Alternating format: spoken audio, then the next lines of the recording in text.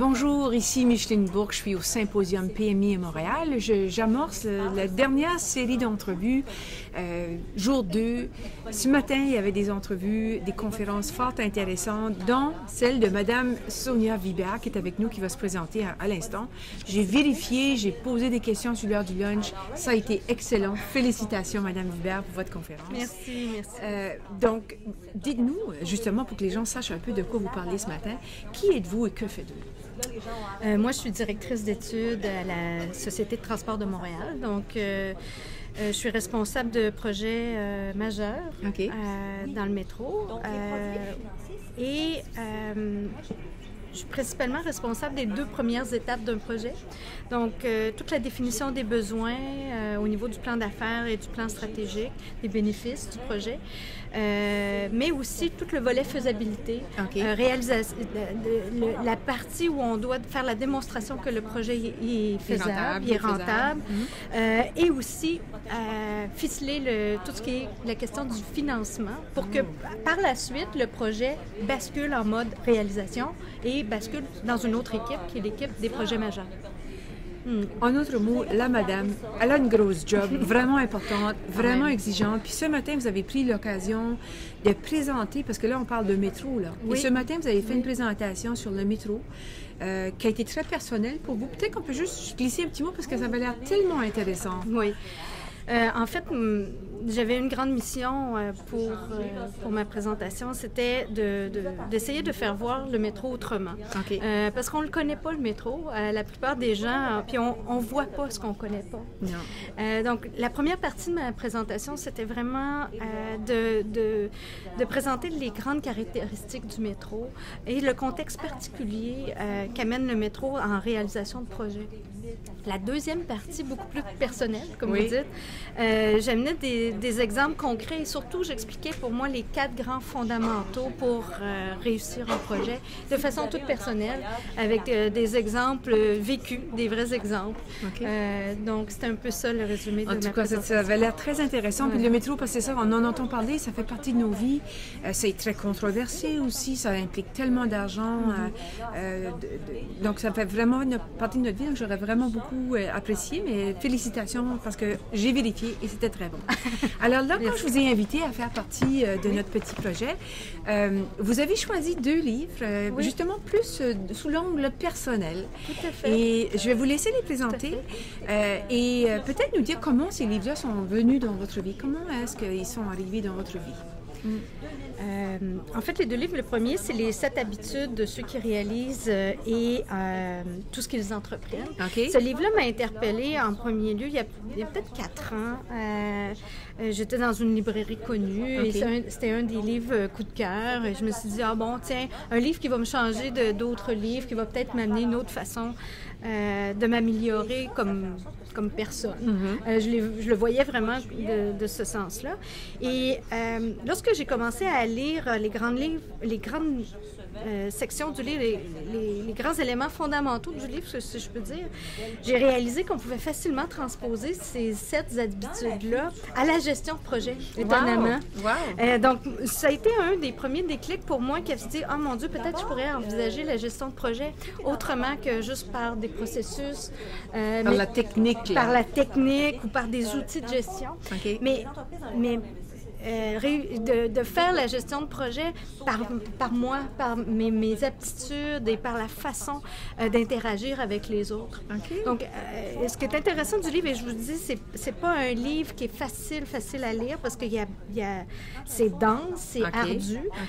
Et moi-même, j'ai pas passé à travers tout en profondeur de tous les chapitres. C'est pas toujours nécessaire. Non, mais ce que j'en ai tiré, c'est que les 3 premiers chapitres résument et focus sur les qualités personnelles qu'on a besoin d'améliorer pour réussir. Et moi, il y a une phrase de ce livre-là qui m'a vraiment touchée et que j'essaie de conserver encore aujourd'hui. Je vais vous la lire. Oui, je vous écoute. C'est « Nous sommes ce que nous répétons chaque jour. L'excellence n'est alors plus un acte, mais une habitude. » Donc, et ça, c'est Aristote qui le disait. Donc, nous sommes ce que nous répétons chaque jour. Donc, d'être conscient de ce qu'on répète chaque jour fait que ça va devenir une habitude. Et c'est comme ça qu'on peut se déprogrammer et se reprogrammer pour changer nos habitudes. Et ça prend le niveau de conscience. Il faut être réellement conscient. S'éveiller à ça. S'éveiller, savoir où on veut aller, connaître c'est quoi nos objectifs. La même chose peut être transposée pour un projet. Excellent. J'étais vraiment très heureuse de votre choix parce que c'est un grand classique de la littérature qui est connu partout dans le monde. Je n'ai pas les chiffres devant moi, là, mais 20 millions d'exemplaires, ça a certainement été traduit dans d'innombrables langues.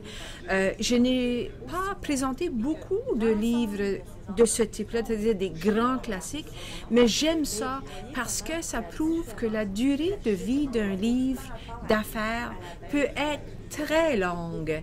Donc ici, c'est un livre qui a été écrit en anglais en 1989, oui. Donc déjà un certain nombre d'années, qui, comme je vous dis, a fait le tour du monde, qui a généré toutes sortes de sous-produits pour Stephen Covey. C'est devenu une industrie, toute l'industrie de Stephen Covey.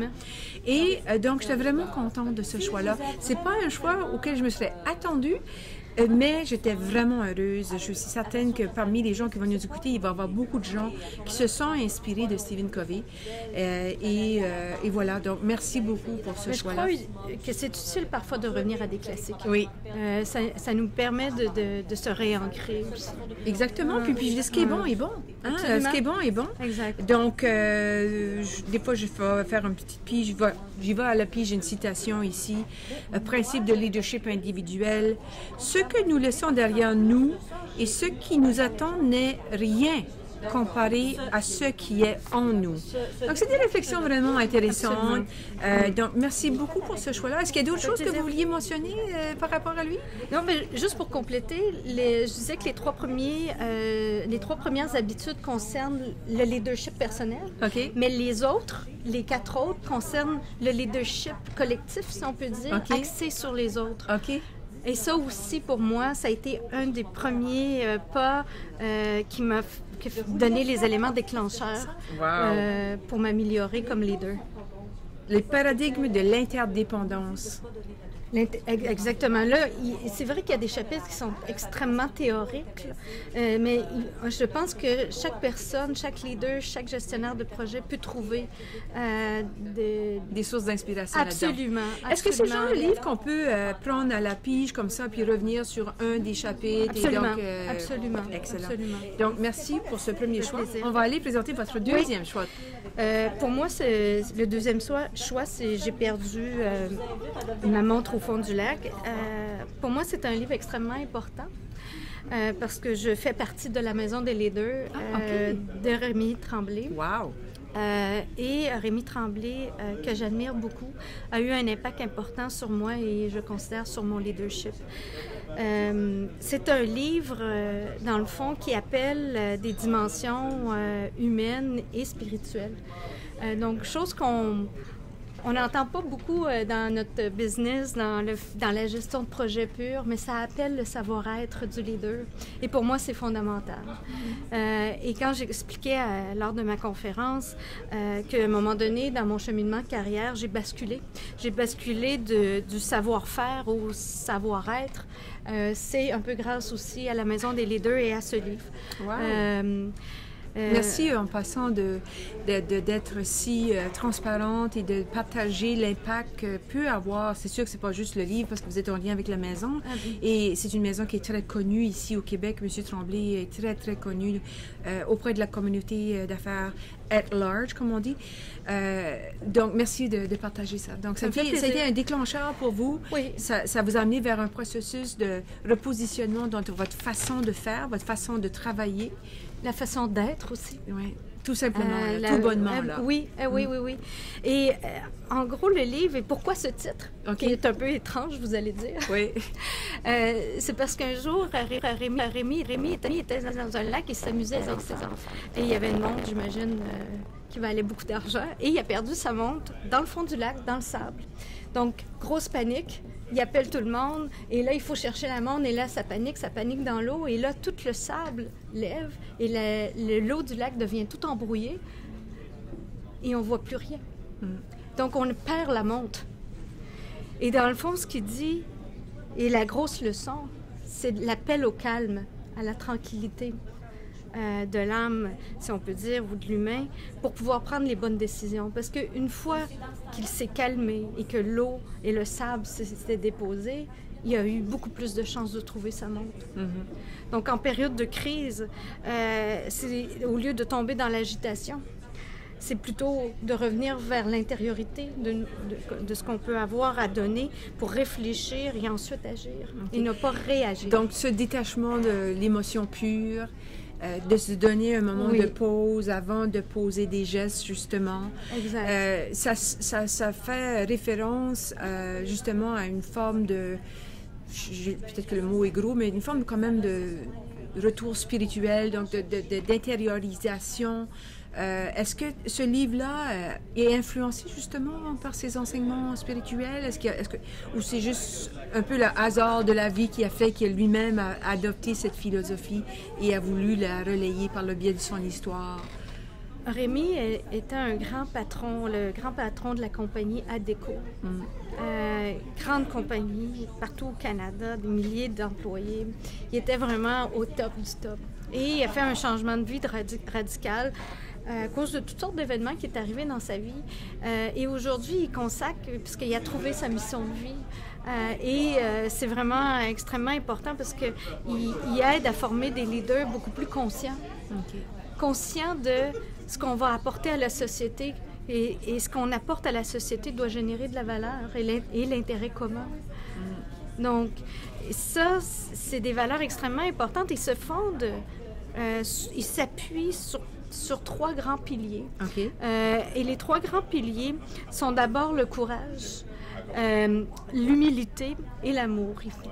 Mais le courage de se regarder, de regarder ses limites, de regarder ses défauts, ses qualités, d'essayer de mieux se connaître pour pouvoir mieux interagir ensuite avec les autres. Excellent. Donc ça, c'est vraiment un des éléments fondamentaux aussi du livre qui aide ensuite à trouver l'humilité. Quand je disais tout à l'heure l'important de servir, c'est là vient toute la notion de dire... Moi, Sonia Vibert, je suis aussi comme tout le monde, un peu différente, mais comme tout le monde. Donc, je vais essayer d'aider et de donner le meilleur de moi-même pour générer justement de la valeur, justement pour l'intérêt commun. C'est un peu, justement... ce qui me vient à l'esprit quand je vous écoute, c'est Gandhi qui disait « Soyez le changement que vous voulez voir dans le monde ». C'est un peu dans cet esprit philosophique-là que le changement, il part de soi. Et que pour arriver justement à ce niveau de conscience-là, il faut faire un regard vers l'intérieur pour pouvoir être au service de la vie, de la société, de la communauté. Ça commence dans des microcosmes que j'appelle. Et ça se propage. Et heureusement. Parce que c'est peut-être comme ça qu'on va sauver notre planète. Oui. Et vivre dans un monde meilleur, justement, qu'on souhaite à tous. Exactement. Excellent. Je vais juste reprendre le livre. Là, je pense, parce que je l'ai déjà quand même feuilleté pas mal, c'est quand même anecdotique. Donc, il raconte l'histoire. Oui. Mais c'est pas un livre, comme on a vu à d'autres exemples, qui est plus pratico-pratique. C'est vraiment un récit. C'est un récit. C'est un récit de vie qui est beaucoup inspirant, entre moi qui m'a beaucoup inspiré. Évidemment. C'est sûr que Rémi, dans son livre, ne va pas rentrer dans tout ce qui est technique ou théorique.